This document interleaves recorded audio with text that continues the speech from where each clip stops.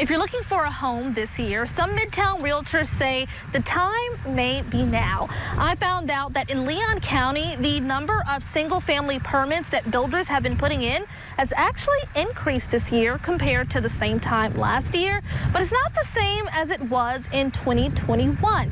So does more homes being built equate to more home buyers? Well, not quite. Kyle McAllister is starting to settle into adulthood.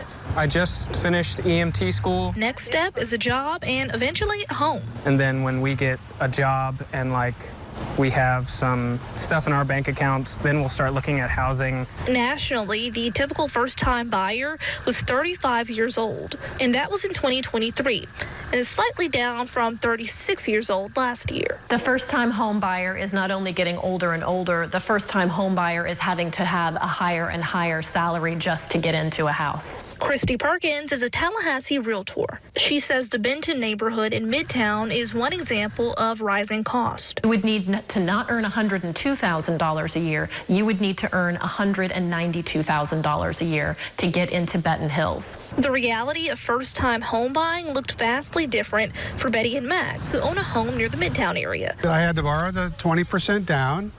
It took a long time to qualify.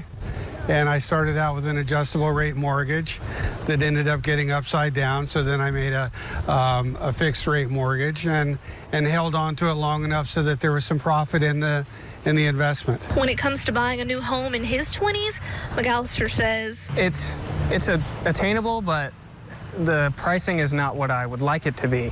Obviously I can work awful hours, like 80 hours a week, and then eventually save up enough to buy a house. It's pressure he's not the only one feeling. Perkins says in the Benton Hill neighborhood in Midtown, a mortgage there could probably cost you about $4,500 a month. 5 years ago, that probably would have been $2,100 less.